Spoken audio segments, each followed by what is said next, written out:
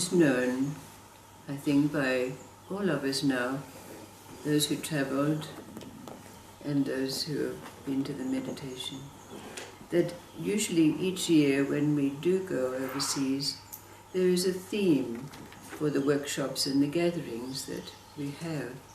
And the theme for this last travel was the death of love, the passage to the absence of illusion.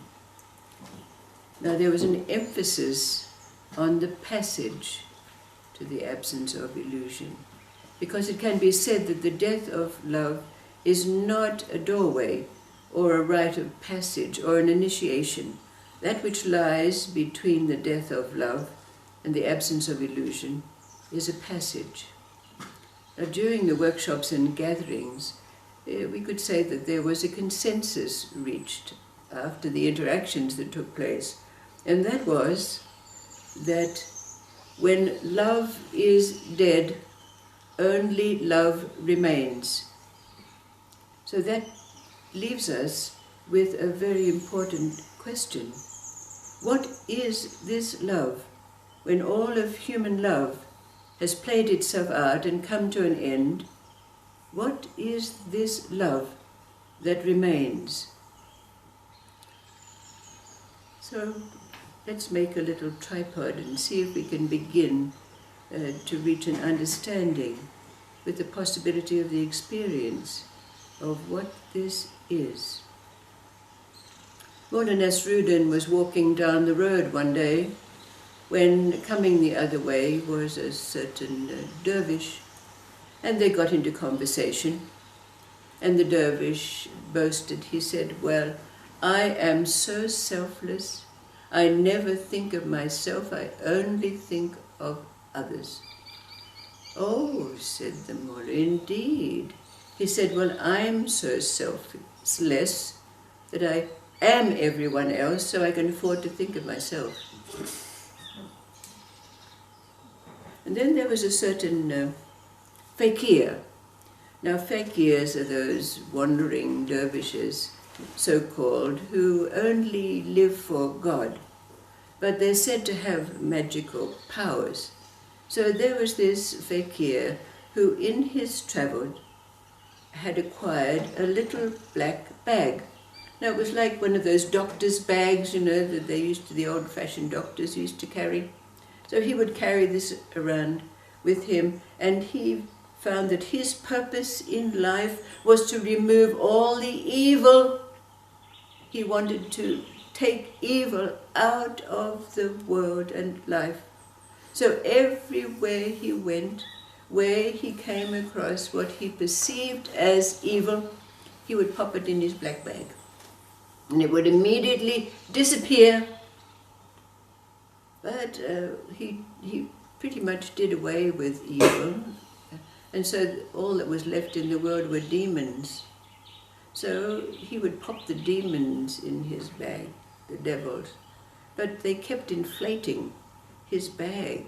So he decided that he would take it to a blacksmith one day so that he could pound the demons down so he could carry his bag around, because it was getting quite heavy.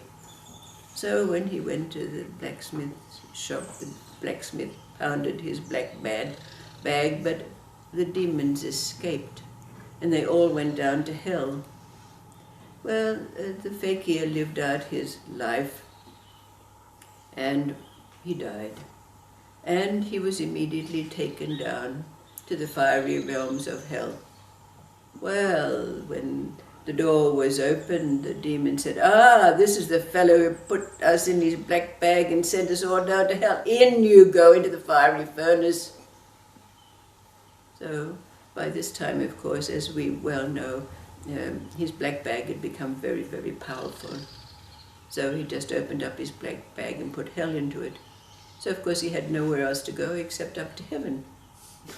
So he gets up to heaven, and St. Peter's out of the gate. He said, "Oh, you're that fellow who did away with evil in the world, and it was needed, so you can't come in here." And the fakir said, "Well, I've done away with hell and all the evil in the world. There's no place left for me to go, and if you don't open the gates, I'll pop you in my black bag too." So St. Peter said, "Open the gates." And then there's a rather esoteric story about a great saint called Atisha.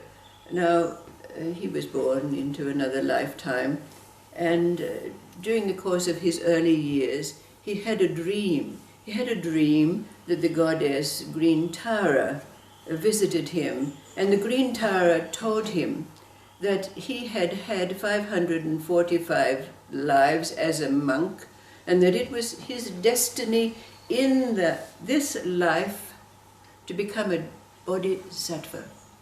Now, a Bodhisattva is one who dedicates all of their lives to saving beings and eschewing nirvana, or enlightenment, until all beings are saved. So, taking this upon himself, Atisha immediately had his head shaved and became a monk, and went about his aspirations to be a Bodhisattva. Well, he did give great service to life. Many people. He became a very, very great teacher. He knew all the Buddhist precepts and the sutras, and he became a great, great Buddhist teacher. But after some time, he became somewhat disillusioned. He thought to himself, if I keep on this way, just giving service to life, life after life after life, I will never attain nirvana. I will never become enlightened. What is the path that I must take to reach liberation? Now, during his time as a Bodhisattva, the great, great disembodied master Rahula had become his mentor. And as though Rahula had read his student's mind, he came to Atisha and he said, if you seek liberation, if you seek nirvana, that is a self, and nirvana and enlightenment themselves are part of the illusory world. You must practice bodhicitta. To become liberated, one must practice bodhicitta. So Atisha also took on these words, and he heard that there was a great Vietnamese master called Salinga, and so he decided that he would go and become the student of this great master.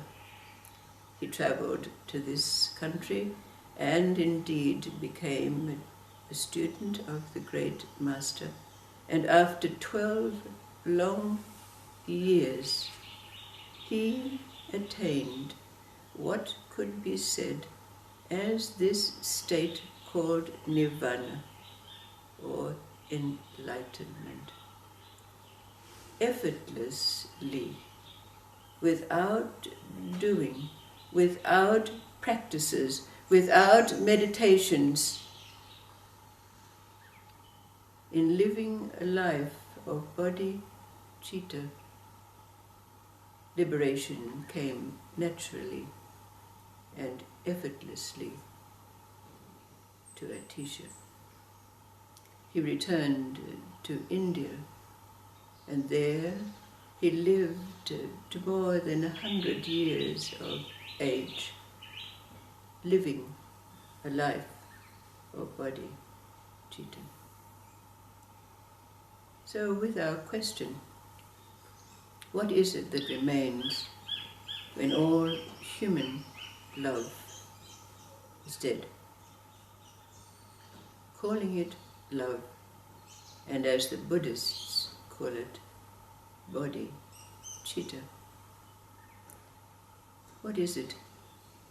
This that can only be experienced, unlike the human loves, feeling and emotions, because love, as we know, human love, is all to do with feelings and emotions.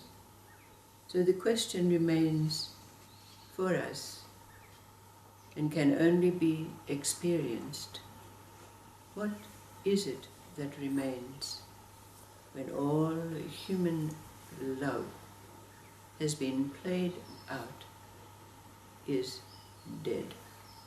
And what is this passage that lies between the death of human love and what we can call the attainment of the absence of illusion? So begins another phase for us. Thank you.